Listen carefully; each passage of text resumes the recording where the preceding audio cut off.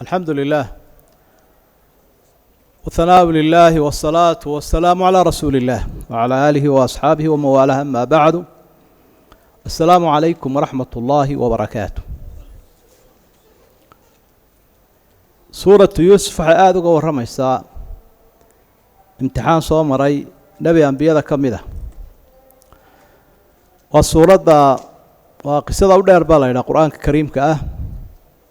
boqolkiiba 9 suuradu qisada si ka waramaysa 111 aayadood oo boqolku ka waramayaan qisada laba arimood oo dadku markay adduunyadan joogaan ay aad u daneeyaan ama aad u jecel yihiin imtixaanka ka yimaada iyo sida looga dabaasho ayaa si guud ahaaneed markaynu eegno aynu ka arkaynaa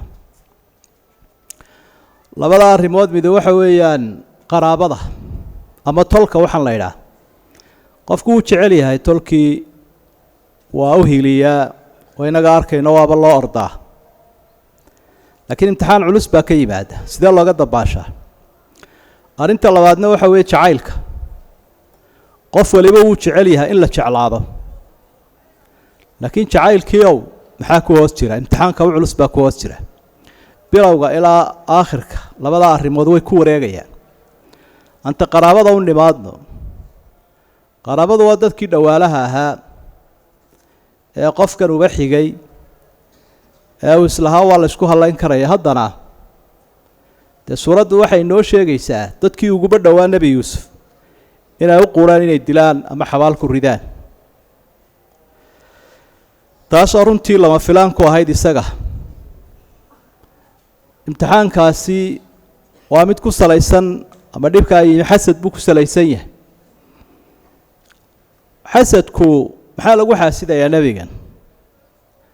waxa lagu xaasidayaa aabihii baa jeclaaday waalidkii baa jecel kiiskiisu waa intaa inagana inamuu jeclaanin isagana uu jeclaaday marka qadiyadaas dhibkii ka yimid ee faraha badnaa ee waalidku ku dhibaatooday ee nabi yuusufna ku dhibaatooday halkii waxa uu ku soo gabagabay nabigaas laba arimood diintu waafajiyay iyo dulqaad la tathriba alaykum alyawm yaghfiru Allahu lakum wa huwa arhamur rahimin maanta idan calaalan maayo markii ay argagaxeen isagoo boqora oo carshi dheer saaran oo yuusuf eegayn in markii ay garteen inuu nabi yuusuf yahay wuxuu maanta calaani ma jirto ilaahay haydin dhaaf ilaahay idin xariisto haydin dhaaf marka waa dulqaadka loo baahan yahay dadka qaraabada ah ee dhibku inaga yimaado inaynu dulqaadano waa laga yaabaa qofku inuu islaado kuwii aad u samafalaysay wax siinaysay waxani maxay kaaga imanayaan dee qisadan baad hoos u eegaysa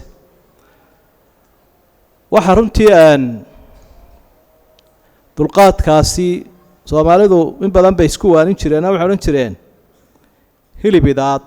iyo hadal sokeeye labadaba la qaboojiyaa macnaha waxa hilibka idaha haddii isagoo kululaad cunto dacar baa kugu kacaysa markay iska qabooji bay kuleeyin hadalka sokeeyana tasciid laguma sameeyo lama sii kiciyo tahdi'a baa lagu sameeyo waa la dejiyaa bay kuleeyin mar kale waxay dhahaan caro walaal waa la bariyaa waa saxiyana dadka walaali markay isu caroodaan laguma degdego laakiin waa in la dejiyaa kadibna waxay imanaya wanaagii baa soo noqonaya marka mar walba diintu maxay ku faraysaa baa laga eegaya diintu waxay ku faraysaa dhib kasto kaaga yimaado dul qaado nabiga kaleey salaatu wasalaam nibba uu yimid oo wuxuu qaraaban leeyahay waan xiriiriyaa way gooyaan waan wanaajiyaa way xumayaan waan u dul qaataa iyagu igu xad gudbaan hadii sidaa ay tahay buu nabigu ku yiri fakaanama tusifuhu bilmal adigoo dambas afka ugu guraya ka dhiganta raran kulul ilaahay xaqiisana mid dhahiiraad ka helaysaa saacidaad baad ilaahay ka haysta u dulqaado xagga jacaylka aynu soo gudubno qofku wuxuu jecel yahay in la jeclaado laakiin jacaylka waa la weheliyaa waxba ku laadhan maxabada waxay yiraahdaan culimadu saddex qaybood bay u qaybsantaa maxabba diiniya maxabba shafqiya iyo maxabba shawqiya maxabada diiniga waa taa ilaahay uu jecel yahay adoomihiisa iyaguna ilaahay jecel yahay subhanahu wa ta'ala ilaahay ciduu jecel yahayna waynu jecelahay amalku jecel yahayna waynu jecelahay ومحبة دينية مهم كاوي إما أجورك قفو كويه taa haddii aad haysato waa sida awliyada ilaahay yihiin dee cadow baa la dagaalamaya cadowgu muxuu ku haystaa cidda ilaahay raacda waxa lagu haystaa inuu ilaahay raali ka yahay dagaal baa lagu jiraa dulqaad baa muhiima maxabada waalidku waladkiisa jecel ama oridu ninkeeda ay jeceshahay waxa la yiraahdaa al-mahabba shafqiyya waa mahabba tabiiciya waja'ala baynakum mawaddatan wa rahma kalgacaliya naxariis ayaa ilaahay u dhaxdiina yeelay waa ka nabiyullaahi yacquub inankiisa runtii uu indhabeelay kalgacalkiisa ilaahay uu tilmaamay inay indhihiisu caddaadeen sida aynu qisada ka dhagaysanayno jacayl buu la indhabeelay uu inankiisa jecel yahay haddana iyadiina waa taasoo aynu arkayna imtixaanka ka soo gaadhay marka iyadana waa inaad ku xisaabtantaa jacaylka aad jeceshahay maxabada iyadaa waxa kaa soo gaadhaya inaad sabirkeedii yeelato sida nabi yuusuf ugu sabray ilaa uu tamkiin gaadhay xaddu tamkiin min xadd al-ibtilaa ilaa xadd at-tamkiin maxabada saddexaad waa tan ay ka waramayso suuraddu waxa la yiraahdaa al-mahabba shawqiyya waa maxabada cishqiga ku timaada dadka kala ajaanibta aan xaaska isu ahayn iyadu ma laha qaybtii naxariista hadii tan la yidhi ninkii xaaskiisa dhex maraysa ee caqdiga xalaasha ku timi kalgacal iyo naxariis baa ilaahay u dhaxdiina dhigay iyadu waa mawadda faqad biduuni rahma taasina waa ta keentay saliikha iyo dumarkani markii ay jeclaadeen jacaylkiina uu gaarsiiyay intuu dareenkii ka lumay inay faraha isgoogooyaan inay haddana mu'aamaradu sameeyaan la in lam yafcal maa aamuruhu la yusjananna walaa yakuunan min assaakiriin walee ama waxaa aan doonay ayuu samayn doonaa ama xabsigu galiyo waa la duleyn bay leedahay marka iyaduna xariis male maxabada jinsiga kaliya ah ee aan caqdi xalaala ku salaysnayn waxa la yiraahdaa cadiyo ama ku cunay ama ku ciiday oo labada mid qofkaasi inuu qofka helo iyo inuu dilo adiga arkayo gaaladii maanta intii habla yar soo urursadaan ay xumeeyaan ba marka dambena cunayaan ama dilayaan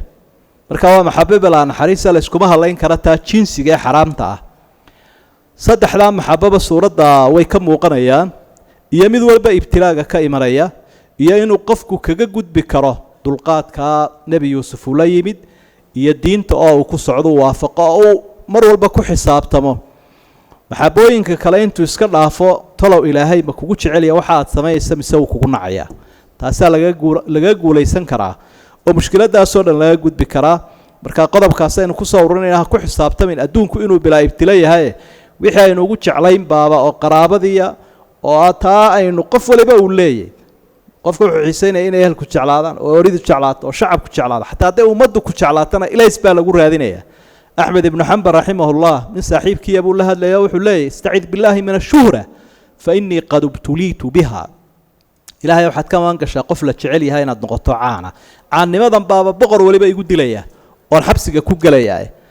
ka dhuuma buu ku leeyahay yaan ummaddu ku jeclaanin oo lagu soo helin markaasaa lagu soo helayaa lagu raadsanayaa ilaahay baynu weydiisanaynaa aqbal iyo ijaabo iyo inuu ina ururiyo ina asturo aan isu soo ducaynana wasalaamu calaykum waraxmatullaahi wabarakaatuh